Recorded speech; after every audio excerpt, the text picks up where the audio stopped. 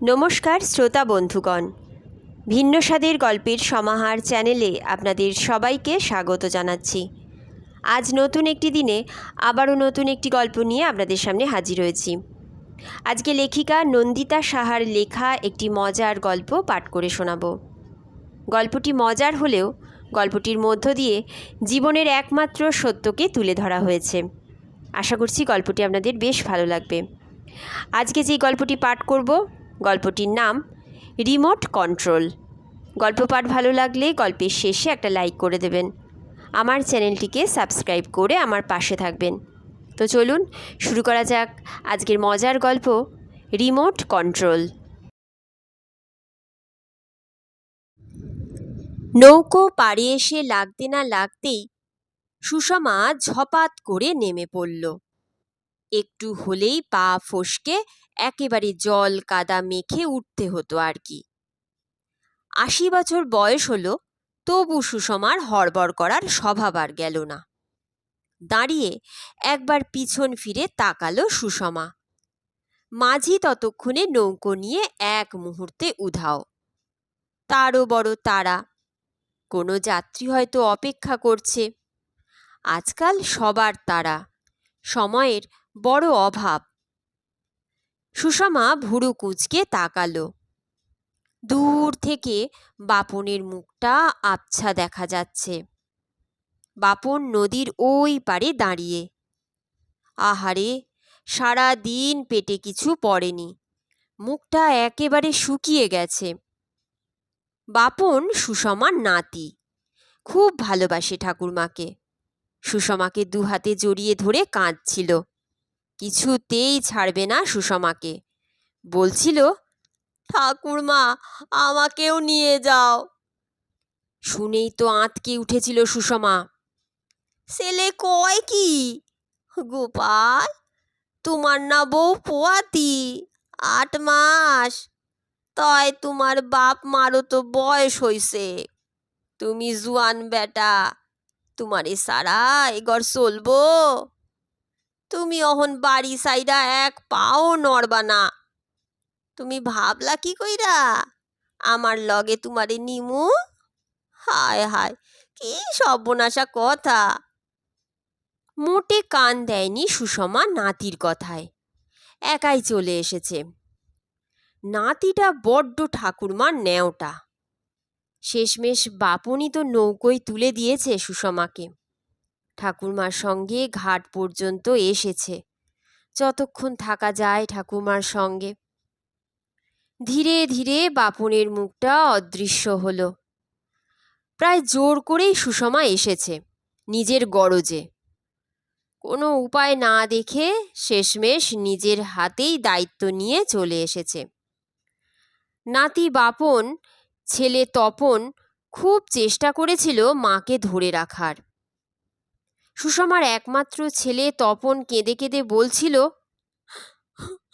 কদিন পরেই তোমার নাত বউয়ের বাচ্চা হবে। এই সময় তুমি থাকবে না মা? আর কটা দিন পরে গেলে কি আর এমন হতো? কারো কথায় কান দেয়নি সুষমা। সারা শরীরে কষ্ট, হাঁটু ব্যথা, পেটে ব্যথা, অসহ্য যন্ত্রণা সারা শরীরে। শুনেছে অনেকেই নাকি এসেছে। এখানে এলে সব অসুখের নিরাময় হয়। সুষমার আত্মীয় বন্ধু বান্ধব অনেক আগেই এসে পৌঁছেছে। সুষমাই বেশ দেরি করে ফেলছে। অবশ্য কেউ তো আর বলে কয়ে আসেনি। যখন যার ইচ্ছে হয়েছে তখন সে এসেছে। একটা খবর পর্যন্ত দেয়নি কেউ। সামনে ধুধু প্রান্তর। একটি কাক পক্ষীও নেই, কোনো সাড়া শব্দ নেই। কেবল বাতাসের শোঁ শোঁ শব্দ। দুটি মানুষ দেখা যায় যেন। সুষমার ধরে এবার প্রাণ এলো। ডাকবে নাকি? ভাবতে ভাবতেই যাহ, পেল্লাই গেট দিয়ে পটপট করে ঢুকে পড়ল। মানুষ দুটো একেবারে চোখের আড়াল হয়ে গেল। বুকের ভেতরটা দুরু দুরু করে উঠল। কোনো দিন একা কোথাও যায়নি, এই প্রথম। তবে বছর তিনেক আগে পুরী গিয়েছিল একাই। অবশ্য ট্রাভেল এজেন্ট ছিল। প্রায় 1 লাখ লোকের ভিড় ছিল। সেই ভিড়ে সুষমা একা রথের দড়ি টেনে গ্রামে ফিরে খুব নামডাক করেছিল স্মার্ট বুড়ি বলে। আজ কিন্তু সুষমার বেশ ভয় ভয় করছে। চোখের সামনে উঁচু প্রাচীর দিয়ে ঘেরা একটি জায়গা, কংসের কারাগারের মতো গেট।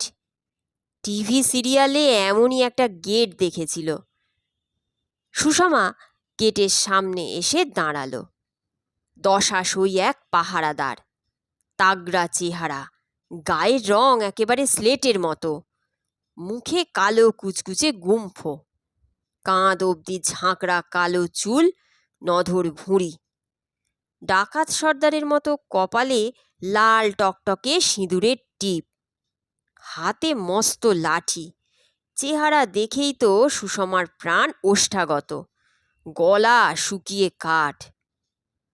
তবে যেমনটা ভেবেছিল তেমনটা নয়। সুষমা ঘোমটায় মুখ আড়াল করে দাঁড়ালো। পাহারাদার বিনয়ের সঙ্গে মাথা নত করল, মুখে একটা হাসি নিয়ে গেট খুলে দিল। আসুন মাসিমা, ভেতরে আসুন। পাহারাদারের এমন আপ্যায়নে সুষমার ভয় অনেকটাই কমে গেল। প্রবেশ করে সে মুগ্ধ হয়ে গেল। বাহ, এত সুন্দর! চারিদিকে সবুজ আর সবুজ, মাথার উপর ঝকঝকে নীল আকাশ, এতটুকু দূষণ নেই, চারিদিক একেবারে ঝলমল করছে। আগেই তো আসতে পারত সুষমা, ভুল হয়ে গেছে। তপন মাঝে মাঝে ফিসফিস করে খবর দিত, মা, তোমার সেই বোন, তুলি মাসি, পুলু মামা, এরা। সুষমা বড় বড় চোখ করে শুনত, বলতো, আমি তো এত ভালো আছি এইখানে, আমার কোথাও যাওয়ানি দরকার কি? আহা, আমার বেটার বউ আমারে কত যত্ন আত্তি করে, আমি নড়ুন না। অগ তো কেউ নাই, অগ দেখবো ক্যাডা। তবে কিছুদিন হলো অন্যরকম কথাবার্তা বলছিল সুষমা। এত বেদনা যে আর সহ্য হয় না, শরীরে এত যন্ত্রণা, আমি কি করুম, কই যাই? সুষমা শুনেছে এখানে নাকি অসুখ বিসুখ সব কমে যায়, তাই চলে এসেছে সুষমা। সত্যি অবাক কাণ্ড, এখানে পা দিয়েই বেশ ফুরফুরে লাগছে। শরীরে এতদিনের কষ্টগুলো আর বোঝা যাচ্ছে না। ফুলের গন্ধে ম ম করছে চারিদিক। কত রকমের ফুল, কি যেন নাম? ওই যে বেশ বড় লাল লাল ফুলগুলো বাপনের বউ নিয়ে এসেছিল, কি যেন নাম? মনে পড়েছে, ড্রাগন ফুল। কেই তো মনে পড়ল। তাহলে ওরা যে বলতো সুষমার অ্যালঝাইমার হয়েছে, সব ভুলে গেছে সুষমা। কোথায় ভুলেছে? দিব্যি তো সব মনে পড়ছে। কত পুরনো কথা, পুরনো মানুষ যেন চোখের সামনে স্পষ্ট। এখনো গড়গড় করে নামটা বলতে পারবে। পাড়ার গোবিন্দ ডাক্তার ভুলভাল বলেছে, ওর ওষুধ খেয়েই তো মাথাটা কদিন বনবন করে ঘুরছিল। তবে এটাও তো ঠিক, বেশ কয়েকবার বাড়ি থেকে চলে গিয়েছিল সুষমা। বড্ড নাজেহাল হতে হয়েছিল সবাইকে। থানা, পুলিশ, আরও কত কি কি কাণ্ড। অবশ্য সে যাত্রায় খুঁজে পাওয়া গেল শেষমেশ। একটি বাড়ির বারান্দায় সুষমাকে দেখতে পায় বাপুনি। ওই তো ঠাম্মা। একটা বাড়ির সামনে এসে উপস্থিত হয়েছিল সুষমা। নাম ধাম কিছুই বলতে পারিনি। সেই বাড়ির লোকরাই বারান্দায় বসিয়ে রেখেছিল, যদি পরিচিত কারো চোখে পড়ে ঠিক নিয়ে যাবে বাড়ির লোকেরা। বাড়ি ফিরে ঝাড়ও খেয়েছিল সুষমা। তারপর থেকেই বাড়ির গেটে এই এত বড় তালা লাগানো হয়। চাবিটা লুকানো থাকে যেন সুষমার হাতে না পৌঁছয়, আবার কোথায় চলে যাবে। যাকগে, এসব ভেবে আর লাভ কি, বরং শরীরটা এতদিন বাদে যখন বেশ লাগছে তখন ঘুরে নেওয়াই ভালো। খুঁজে খুঁজে সবাইকে বের করতে হবে তো। আহা, কত গপ্প হবে, কতদিন পর দেখা হবে। সুষমার মুখে মৃদু হাসি, ওকে দেখে সবাই অবাক হয়ে যাবে। ছোট্ট পুকুর মতো গুচ্ছ গুচ্ছ পদ্ম ফুটে আছে, দুধের মতো সাদা রাজহাঁস খেলছে। চোখ গেল গাছগুলোর দিকে। আপেল কাশ্মীরে দেখেছিল। তপন তখন খুব ছোট। তপনের বাবা এই এত আপেল কিনেছিল, নিজেরাও গাছ থেকে ছিঁড়ে ছিঁড়ে খেয়েছিল। চোখের সামনে স্পষ্ট সেই দিনগুলো। হাত বাড়ালো সুষমা, একটা ছিঁড়বে, খুব লোভ হচ্ছে। হাতটা যেই না বাড়িয়েছে, হঠাৎ ঝোপের আড়াল থেকে একজন ছুটে এলো। ধীর কণ্ঠে প্রায় ফিসফিস করে বলল, না না, প্লিজ ছিঁড়বেন না। একটা কেন বারণ করছো? এত সুন্দর বাহারে লাল ফল একখান খাই। বারণ আছে মাসিমা, এগুলো আপেল নয়।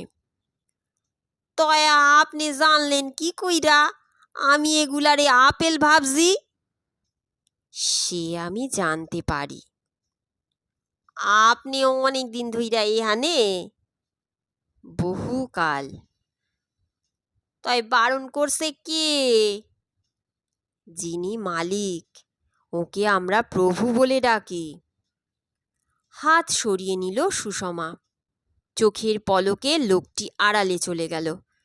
ঠিকমতো দেখতেই পেল না সুষমা, তবে এটুকু দেখেছে, পরনে হলদেটে ধুতি ছিল, কাঁধ অবধি কালো কুচকুচে কোঁকড়া রেশমের মতো চুল। এখানে আসা অবধি এই প্রথম একজন মানুষ চোখে পড়ল। এবার সব পরিচিত মানুষকে একজন একজন করে খুঁজে বের করবে সুষমা। দেহ মন শীতল করা মিষ্টি হাওয়া গায়ে জড়িয়ে এগিয়ে চলল সে। বুকের ভেতরটা ধক করে উঠল। চেনা চেনা লাগছে। ওই তো, গাছের ফাঁক দিয়ে দেখা যাচ্ছে বহু পরিচিত একটা মুখ। চোখে চোখ পড়তেই লোকটা অন্যদিকে ঘুরে দাঁড়ালো। সুষমার বুকের ভেতর এক সমুদ্র স্নেহ উতলে উঠল। পরক্ষণেই দপ করে জ্বলে উঠল ব্রহ্মতালু। আরে, ও তো নরেশ! মুখ ফিরিয়ে নিল নরেশ। এখানে এসেও এত দাপট, এত অহংকার! সুষমা কি ওর সঙ্গে কথা বলবে? একটু ভাবল, কি দরকার যেচে কথা বলার? সম্পর্ক তো কবেই চুকে বুকে গেছে। কি অপমানটাই না করেছিল নরেশ। নরেশের সেই কথাগুলো এখনো কানে তীরের মতো বেঁধে। কোথায় অ্যালঝাইমার? সুষমা তো কিচ্ছু ভোলেনি। বুকের ভেতরটা মুচড়ে উঠল। অথচ এই নরেশই সুষমাকে পরম যত্নে ঘরে নিয়ে এসেছিল, মায়ের আসনে বসিয়েছিল। এমন দেওর পেয়ে মন ভরে গিয়েছিল সুষমার। মা মরা এই দেওরকে সন্তান স্নেহে সে বড় করল। দেওর বৌদি কত খুনসুটি, মান অভিমান, হাসি ঠাট্টা। স্বামী বিরজা ছিল কাজের মানুষ। সংসার নিয়ে সে ছিল তৃপ্ত, সুখী, একেবারে নিশ্চিন্ত। প্রথম সন্তান তপন যখন এলো, বিরজা তখন বাইরে ব্যবসার কাজে গিয়ে আটকে পড়েছে। দেওর নরেশই তো ডাক্তার বদ্যি ডেকেছে। ভাইপোকে দেখে তার কি আহ্লাদ! মা এবং দুধের শিশুর কোনো রকম যত্নের ত্রুটি রাখেনি নরেশ। সংসার তখন সুখের স্বর্গরাজ্য। মা লক্ষ্মীও প্রসন্ন। ধীরে ধীরে সংসার বড় হলো। সুষমার কোল জুড়ে এলো জবা, এলো মালা। নরেশের বিয়ে হলো। ছোট যা বিনা এলো। আরও কত নতুন মানুষের আগমন হলো। অনেক ঘর হলো, দরজা জানালা হলো। ঘরে বিজলি বাতি এলো, ইলেকট্রিক ফ্যান এলো, দুটো বড় বড় সিমেন্টের পাকা উনুন হলো। কিন্তু সব ছাপিয়ে অদ্ভুত এক পরিবর্তন চোখে পড়ল। সব যেন কেমন এলোমেলো হতে লাগলো। গৃহের ঠিক কোন জানলাটি দিয়ে যে একরাশ দূষিত হাওয়া সংসারে প্রবেশ করল বোঝা গেল না। সারা বাড়ি দূষিত হয়ে গেল। সে এক দমবন্ধ গুমোট পরিবেশ। বাড়ির উঠোনে কঞ্চি বাঁশের বেড়া তৈরি। এপাশে বিরজার সংসার, ওপাশে নরেশের সংসার। ফাঁক ফোকর দিয়ে অবশ্য দেখা যেত। সুযোগ পেলেই সুষমা পুট করে ওপাশটা বাঁশের ফাঁক দিয়ে দেখে নিত। হয়তোবা নরেশেরও এমনটাই করত সবার আড়ালে। সুষমার ওই নড়বড়ে বেড়াটা ভালোই লাগতো। মনে আশা, দমকা হাওয়ায় ওই বেড়া একদিন ভেঙে যাবে ঠিক। তখন আবার দুই উঠোন এক হবে। মাঝে মাঝে মুখ ফসকে বলেও ফেলেছিল স্বামীর কাছে। বিরজা চুপ করেছিল। সেও তো তেমনটাই চায়। তবে নরেশের মনের খবর কেউ রাখত না। কেউ কোনো দিন জানতেও চায়নি। তার হৃৎপিণ্ডের যে রক্তক্ষরণ হতো সে কেবল অন্তর্যামী হয়তো জানতেন। তবু নরেশ বড় একগুঁয়ে স্বভাবের। না, সম্পর্ক যখন গেছে তা একেবারেই গেছে। যে মালা ছিঁড়ে গেছে সে মালা সে নতুন করে গাঁথবে না।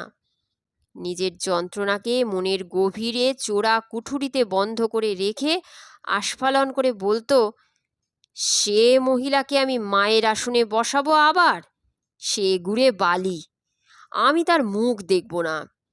সে কি আর আমার রক্তের কেউ যে সে নইলে আমার চলবে না? সুষমা পাশ কাটিয়ে চলে এলো। মোটে দুটি মানুষ ছাড়া আর কাউকে এখনো পর্যন্ত দেখা যায়নি এই মনোরম উদ্যানে। সুষমার প্রাণের মানুষটি কোথায়? কেমন যেন একা লাগছে।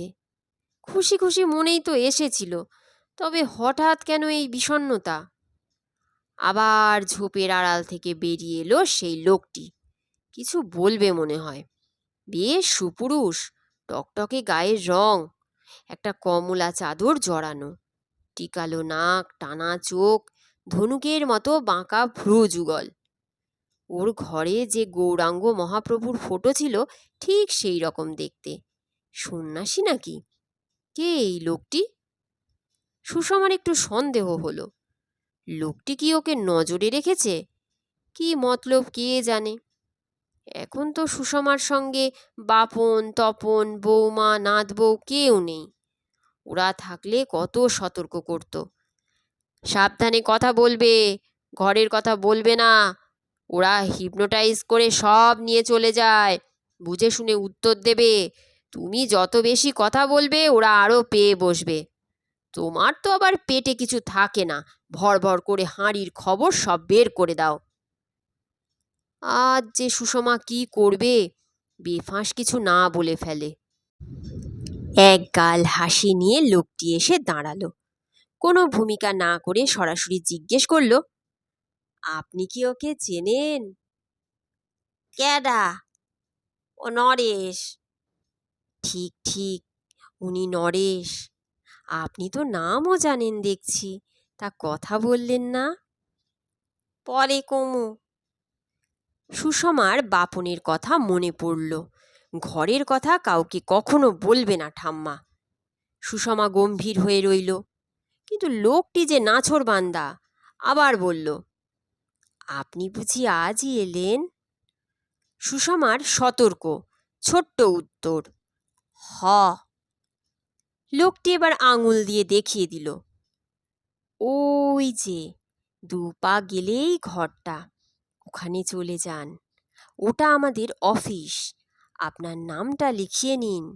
নাম একবার এন্ট্রি হয়ে গেলে নিশ্চিন্ত। সুষমা এগিয়ে গেল। মনের মানুষটিকে কখন যে খুঁজে পাবে। বড় নিঃসঙ্গ লাগছে। কত কি তো মনে পড়ছে। সেই কঞ্চি বাঁশের বেড়া, সেই বেড়া কিন্তু ধূলিসাৎ হয়নি। পরে বরং পাকাপোক্ত বিরাট ইটের দেয়াল হলো, ঠিক জেলখানার মতো। ওপাশটা মোটে দেখা যায় না, কিচ্ছুটি শোনা যায় না। আর দেখা হয়নি নরেশের সঙ্গে। ছোট যা বিনার সঙ্গেও দেখা হয়নি। মাঝে তপনই একবার কিছু একটা বলতে এসেছিল, মা, কাকা। সুষমা খেঁকিয়ে উঠেছিল। ওদের কোনো কিছু জানার ইচ্ছে আমার নেই। তপনও আর বলেনি। আজ এইখানে ভ্রাতাসম দেওরকে দেখে মনটা কেঁদে উঠল। তপন হয়তো সেই খবরটা দিতে এসেছিল সুষমাকে। সুষমা শোনেনি। আজ বুঝল নরেশ কবেই এখানে চলে এসেছে। সুষমা জানতেই পারেনি। জানলেই বা কি করত? হয়তো ছোট জায়ের পাশে গিয়ে একটু বসত, পিঠে একটু হাত বুলিয়ে দিত। সুষমাই তো ওকে বরণ করে ঘরে এনেছিল। ওদের দুজনকে দেখে সবাই বলতো লক্ষ্মী সরস্বতী। গর্বে বুকটা ভরে উঠত। পুরনো স্মৃতি ফিরে ফিরে আসে মনের অতল থেকে। সুষমাও বোঝে ওই সময় ও নিজেও কেমন স্বার্থপর হয়ে গিয়েছিল। সর্বক্ষণ আমি, আমার চিন্তায় মশগুল। আমার সন্তান, আমার স্বামী, আমার বাড়ি, কেবল আমার আমার আমার ওর মাথায় চেপে বসেছিল। কিন্তু কেন? ও তো সবাইকেই নিজের বলে ভাবত। তবু কেন সব এলোমেলো হয়ে গেল? সেই বুঝি বিধির বিধান? প্রাণের মানুষটিও কোথায় চলে গেল? হয়তোবা এখানেই আছে, কিংবা এখনো এখানে পৌঁছয়নি। বসেছিল দুজন নদীর ধারে, একটা বড় পাথরের ওপর। ঠান্ডা হাওয়ায় সুষমা বারে বারে চাদরটা বিরজার গায়ে জড়িয়ে জড়িয়ে দিচ্ছিল। সেই প্রথম স্বামীর হাত ধরে বাড়ির বাইরে ঘুরতে আসা। কি যে আনন্দ হয়েছিল!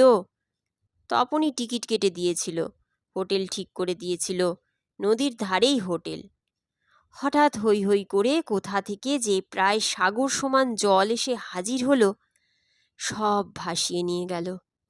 জলের তোড়ে দুজনে ধাক্কা খেয়ে মুখ থুবড়ে পড়ল। মনে আছে, প্রথম ধাক্কায় বিরজার হাতটা ধরাই ছিল। ঠিক পরের ধাক্কায় ছিটকে গেল দুজন। তবু দেখা যাচ্ছিল বিরজাকে। তারপরেই জলের যে স্রোতটি এলো, কে কোথায় ভেসে গেল। আরও কত মানুষ, বাড়িঘর, দোকানপাট, গরু বাছুর, গাছপালা ভাসিয়ে নিয়ে গেল মারণ স্রোত। সুষমা যখন চোখ মেলে তাকালো, মাথায় ব্যান্ডেজ, শরীরে অসহ্য যন্ত্রণা। কোনো রকমে তপনের দিকে তাকিয়ে জানতে চাইল, তোর বাবা হ্যাঁ কয়? তপন মায়ের দু হাত নিজের হাতের মধ্যে চেপে ধরে শুধু বলেছিল, এখনো পাওয়া যায়নি, পুলিশ বলেছে পেলেই আমাদের জানাবে। অনেক খুঁজেছে তপন, বাপন, সবাই খুঁজেছে, এখনো খোঁজে। হরিদ্বারে, ঋষিকেশে, কেদারবদ্রীতে। থানায় থানায় খবর নেয়। যদি ঘড়িটা, জামার পকেটের পেনটা, জামাটা, কিংবা কোনো কাগজ, মানিব্যাগ কিছু যদি পাওয়া যায়। তপন অবশ্য সুষমাকে কোনো কিছু বলে না, কিন্তু সুষমা ঠিক আন্দাজ করতে পারে। সুষমা নিশ্চিত ছিল সে এখানেই এসেছে, কিন্তু কোথায়? কোথায় খুঁজবে? কোথায়? এ জায়গাটিও কম বড় নয় তো। বিশাল বিস্তৃত প্রান্তর, কুল কিনারা নেই। আঁচলের খুঁটে চোখের জল মুছতে মুছতে অফিস ঘরে প্রবেশ করল সুষমা। ধবধবে সাদা চুল আর এক মুখ দাড়ি নিয়ে বসে আছেন একজন। সামনে লেখা প্রভু। আচ্ছা, তবে ইনি প্রভু। বেশ রাশভারী ব্যক্তিত্বপূর্ণ চেহারা। দেখে মনে হয় নির্ঘাত কোনো রাজ পরিবারের বংশধর। স্বভাবে বেশ শান্ত স্নিগ্ধ বলেই মনে হয়। সুষমার দিকে তীক্ষ্ণ দৃষ্টিতে তাকালেন। সুষমার মাথাটা আপনিই ঝুঁকে গেল। ওর পাশেই আরও একটি চেয়ার, টেবিলে একজন বসে আছে। সামনে তপনের মতো বড় একটা কম্পিউটার। ভদ্রলোক বেশ বৃদ্ধ। সুষমার নাম ঠিকানা সব ফটফট করে টাইপ করে নিলেন। সুষমার মনে পড়ল, তপনও ঘরে এই রকম দুই হাত দিয়ে ফটফট করে সব লেখে। সুষমা অবাক হয়ে তাকিয়ে থাকলে বলে, মা, এখন আর খাতায় কলমে কেউ লেখে না, এখন সবাই টাইপ করে। এখানেও ঠিক তেমনটাই। সুষমা অফিস ঘর থেকে বেরিয়ে আসতে আসতে মিনমিন করে একবার জিজ্ঞেস করল, আমার ঘর, আমি কোথায় থাকুম? চিন্তার কিছু নেই, সব ব্যবস্থা হয়ে যাবে। সব সময় হাসি খুশি থাকুন, মন খারাপ করবেন না, এটা শান্তির জায়গা। কথা শুনে মনে হলো সুষমার চোখের জল ওর নজর এড়ায়নি। বেলা যে অনেক হলো, সুষমা কি কেবল হাঁটবেই? হাঁটতে বেশ লাগছে, শরীর একেবারে ঝরঝরে, এতটুকু ক্লান্তি নেই।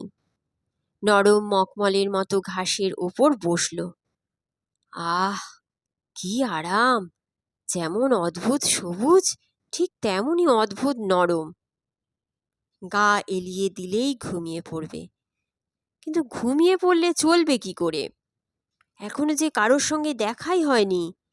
একটু পরেই রাত হবে। অবশ্য শুনেছে এখানে নাকি দিন রাত্রি বলে কিছু নেই, সকল সময়ই স্নিগ্ধ আলো। আবার সেই লোকটা, মহা মুশকিল, নির্ঘাত সুষমার পিছন নিয়েছে। তপন বাপন থাকলে এতক্ষণে লোকটির মুখে ঝামা ঘষে দিত, পালানোর পথ পেত না মহাশয়। কিন্তু সুষমা এমন কেন ভাবছে? সুষমার ভ্রু কুঁচকে গেল। লোকটা তো ওকে সাহায্যই করছে, ভালোই তো, মন্দ কিছু তো বলেনি। এগিয়ে এলো লোকটি। অফিসে কাজ হয়ে গেল? হ, এইটা তো দেহি বিভাগ বড় জায়গা, কই যে যাই, কইল তো সকল ব্যবস্থাই হইয়া যাইব। ডান দিকে ওই যে একটা ছোট্ট টিলার মতো, পাশ দিয়ে ঝর্ণা, ওই যে জলের শব্দ শুনতে পাচ্ছেন, ওদিকেই চলে যান, আপনার পরিচিতরা সব ওইদিকে আছে। সুষমা কান পেতে শুনল, ঠিকই তো, ঝরঝর জলের শব্দ। এতদিন কানে কিচ্ছু শুনতে পেত না, তখন একেবারে কানে মুখ ঢুকিয়ে কথা বললে তবেই একটু শুনতে পেত। সত্যি ওদের গোবিন্দ ডাক্তার যে কি সব ভুলভাল চিকিৎসা করেছে। সুষমার দু চোখে প্রশ্ন, লোকটি কি করে জানল সুষমা সবাইকে খুঁজছে? লোকটি সুষমার মনের কথা বুঝতে পেরে হাসল, বলল, আমাকে যে এসব জানতেই হয়, এটাই যে আমার কাজ, সবার খবর রাখতে হয়। বলতে বলতে গেরুয়াধারী কাকে যেন হাতের ইশারায় ডাকল, এই যে দাদা, এদিকে আসুন, দেখুন ইনি হয়তো আপনার চেনা, ভালো করে ভাবুন। নরেশ এসে দাঁড়ালো। সুষমার মেজাজ একেবারে সপ্তমে চড়ে গেল। ওহ, আবার ওকে ডেকে আনা কেন? মহা মুশকিল, নরেশ ওর শত্রুপক্ষ, ওর সঙ্গে কি আর কথা বলবে সুষমা? ধুস!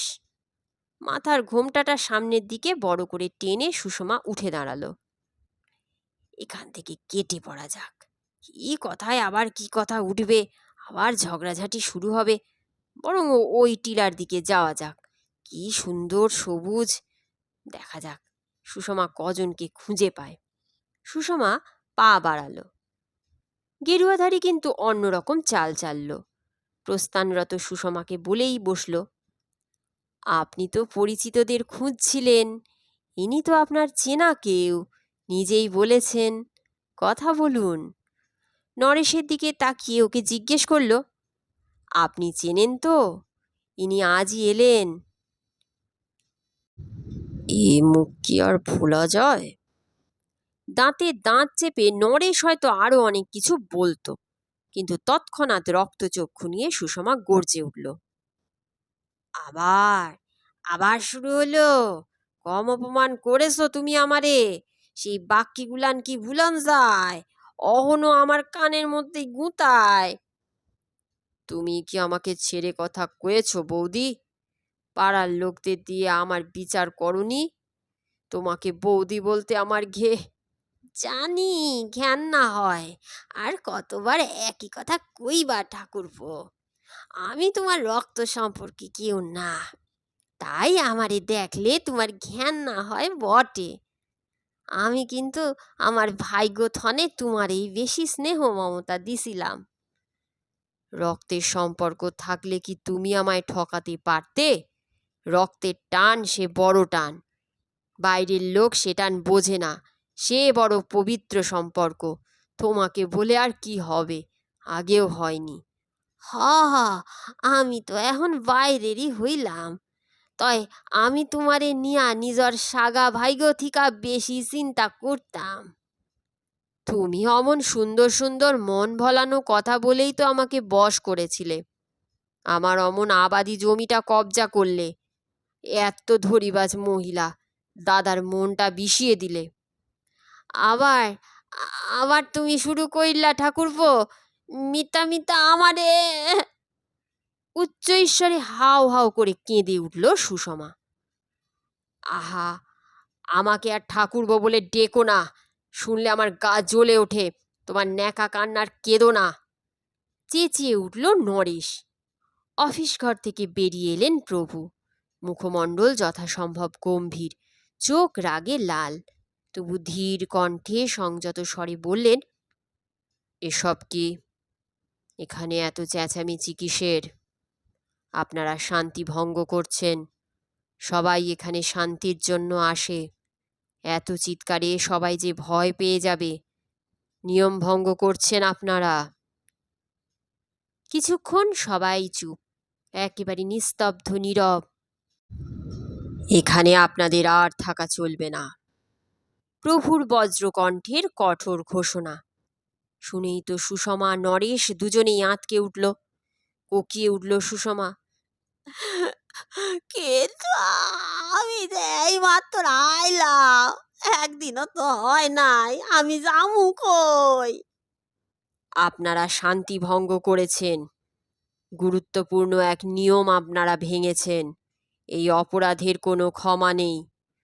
2 ঘন্টা সময় দিচ্ছি, 2 ঘন্টার মধ্যে জায়গা ছেড়ে দিন। সুষমার গলায় কান্না সুর। হইলে আমি কই যামু? আমি ওই গ্যাটের বাইরে গিয়া খাড়ায় থাকু, একটা গাছও তো নাই, কালি রোদ্দুর। একান গাছ যদি থাকতো, গাছের তলায় বইয়া থাকতাম, আমারে দয়া করেন।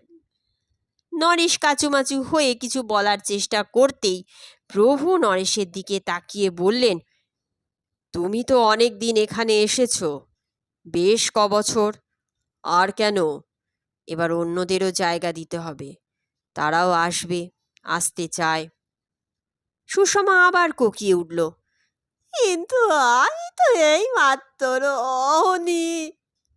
কোনো প্রশ্ন নয়। প্রভুর মেঘমন্দ্র কণ্ঠস্বর গেরুয়াধারীর পাশেই দাঁড়িয়ে, অথচ সুষমার হয়ে কিচ্ছুটি বলছে না। খুব রাগ হলো সুষমার। ঠিকই বলে তপন, এই লোকটি ওর পেটের খবর নিচ্ছিল। সুষমা যদি বলতো নরেশকে চেনে না, ল্যাঠা চুকে যেত, এই ঝামেলায় পড়তে হতো না। ওই লোকটাই সব নষ্টের মূল, পেটে পেটে পেঁচ। গেটের কাছে সেই বিশালাকায় দারোয়ান এগিয়ে এলো। প্রভু একবার সুষমা, একবার নরেশের দিকে আর চোখে তাকিয়ে দেখলেন। দারোয়ানকে বললেন, নজর রেখো, 2 ঘন্টার মধ্যে যথাযথ সম্মানের সঙ্গে এদের নিচে পৌঁছে দিয়ে এসো। সুষমার 2 চোখে অশ্রুধারা, বড্ড হতাশ। প্রাণের মানুষটির সঙ্গে যে দেখাই হলো না। সব নষ্টের মূল ওই নরেশ। ওর সঙ্গে দেখা না হলেই মনে হলো রাক্ষসী হয়ে নরেশের মাথা চিবিয়ে খায়। আরও একবার প্রভুর দিকে করুণ চোখে তাকালো, মিনতি করল। যতই হোক সুষমা একজন নারী। তপন বলে, এখন সব জায়গায় মেয়েদের কনসিডার করা হয়। মা, মেয়েদের জন্য নিয়মকানুন বেশ শিথিল। সুষমা হাত জোর করল, যদি প্রভু দয়া করেন। সুষমাকে অবশ্য কিছু বলতে হলো না, প্রভু নিজেই বললেন, একবার আমার মুখ দিয়ে যে আদেশ বেরিয়ে যায়, তার আর অন্যথা হয় না মা। আজ পর্যন্ত হয়নি, ভবিষ্যতেও হবে না। দুঃখিত। তোমাকে, তোমাদের দুজনকেই ফিরে যেতে হবে মা। আর বিশ্রী ঝগড়াঝাঁটিকে এখানে আমরা প্রশ্রয় দিই না। ভবিষ্যতে এই কথাটি মনে রাখবে। এই জায়গাটি সকলের জন্য তো, তাই কিছু ডিসিপ্লিন মেনে চলতে হয়। নিজের মতো চলা যায় না, যা খুশি করা যায় না। যারাই এই নিয়ম মানে না, তাদের আবার বারবার ফেরত পাঠানো হয়। তারপর শুধরে গেলে এখানকার পার্মানেন্ট বাসিন্দা করে নেওয়া হয়। সকাল থেকে আত্মীয়দের ভিড় ছিল বাড়িতে। পাড়ার লোকেরাও ছিল। একে একে সবাই ফিরে গেছে। কুলপুরোহিত এসে নিয়মকানুন বলে গেছে তপনকে। উঠোনে একটি ছোট্ট উনুন হলো 3টে ইট দিয়ে, ওপরে একটু টিনের ছাউনি মতো। ঠিক হলো এখানেই হব্বিষ্যি রান্না হবে। চাল, ডাল, আলু, বেগুন, পটল সব একসঙ্গে ফুটিয়ে খেতে হবে তপন আর ওর স্ত্রীকে। বাপন ওর সঙ্গী সাথীদের নিয়ে ফিরে এসেছে। বাপনকে ফিরতে দেখে তপন আর একবার ডুকরে কেঁদে উঠল। কোনো রকমে সামলে নিয়েছে। এ শোক কি কমবার? তবু কমিয়ে রাখতে হয় জোর করে। ভেঙে পড়লে কি চলে? এবার তপনের একটাই চিন্তা, মায়ের শ্রাদ্ধ শান্তির কাজ যেন সুষ্ঠুভাবে সম্পন্ন হয়।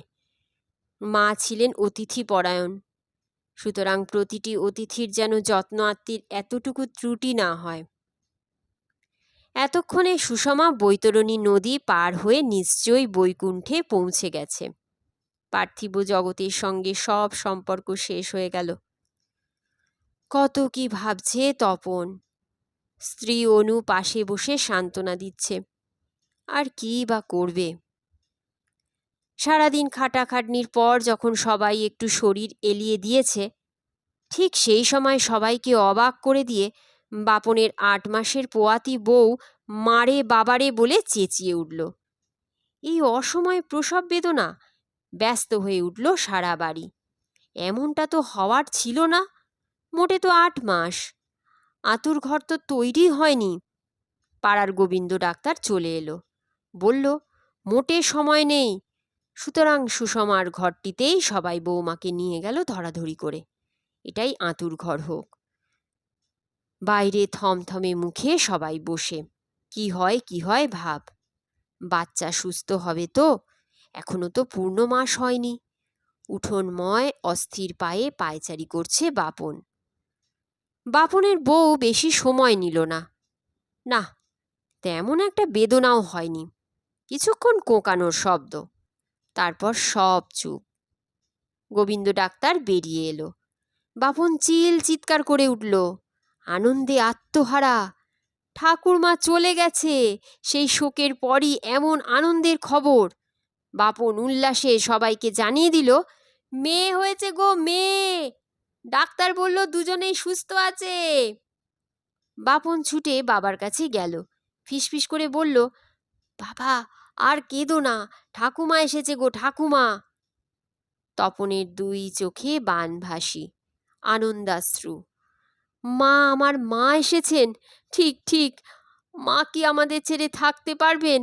কেন যে মা ঘুমের ওষুধগুলো খেয়ে নিল, সেই তো আবার ফিরে আসতে হলো। কি দুঃখ হয়েছিল মা গো। বুঝি খুব যন্ত্রণা ছিল তোমার শরীরে, তাই তুমি ওই কাণ্ডটি করলে। কিন্তু ফিরে তো আসতেই হলো। তপন একেবারে গদগদ হয়ে আঁতুর ঘরের দরজায় এসে দাঁড়ালো। মাকে দেখার জন্য অধীর হয়ে আছে। এই 2 হাতে মাকে কোলে করে বুকে জড়িয়ে ধরবে। ও মা, সে কি? ডাক্তার বেরিয়ে এসে আরও একটি জব্বর খবর দিল। একটি ছেলেও হয়েছে গো, পুত্র সন্তান, মানে যমজ 2টি ছেলে মেয়ে। সারা বাড়ি নেচে উঠল। এমনও হয়? তবে ওই পুত্র সন্তানটি যে তপনের ছোট কাকা নরেশ, সেটি কারো মাথায় এলো না। সে যে অনেক আগেই স্বর্গে চলে গেছে। সবাই প্রায় ভুলেই গেছে নরেশকে। কেবল নরেশের ছোট মেয়ে দোলার মনে একটি আলোর ঝিলিক।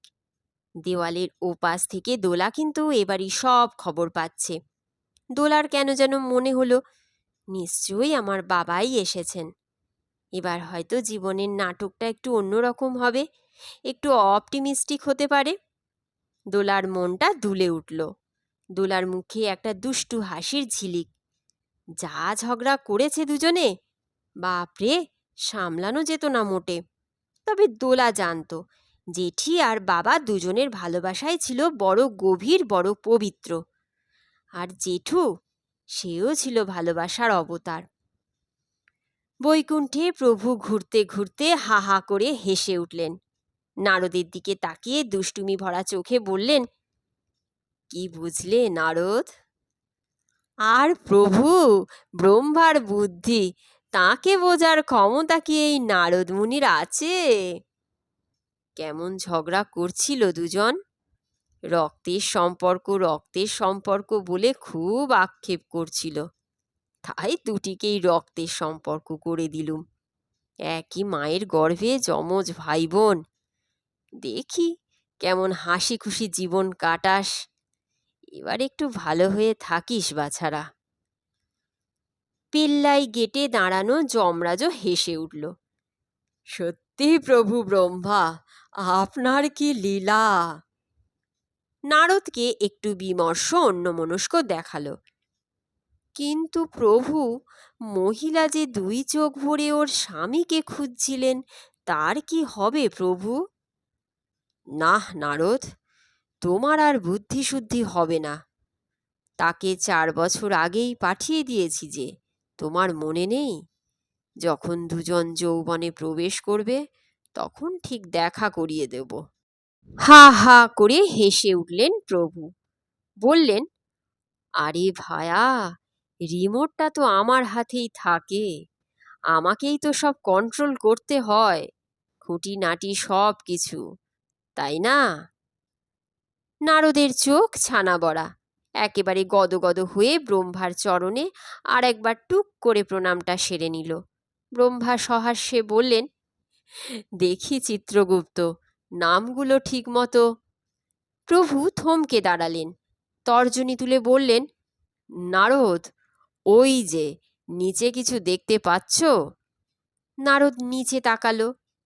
হ্যাঁ প্রভু, ওই তো তপনদের বাড়ি থেকে 3টে বাড়ি পরে ওই ছোট্ট বাচ্চা ছেলেটা, নাম নান্তু, বছর 4 হবে।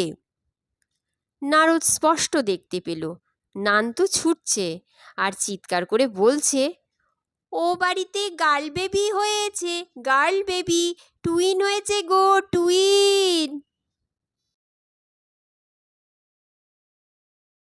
আজকের মতন গল্প পাঠ এখানেই শেষ হচ্ছে। গল্প পাঠ ভালো লাগলে অবশ্যই একটা লাইক করে দেবেন।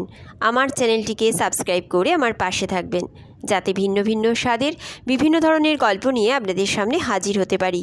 আপনারা খুব ভালো থাকবেন, সুস্থ থাকবেন এবং সাবধানে থাকবেন। নতুন একটি দিনে নতুন একটি গল্প নিয়ে আপনাদের সামনে আমি আবার হাজির হব।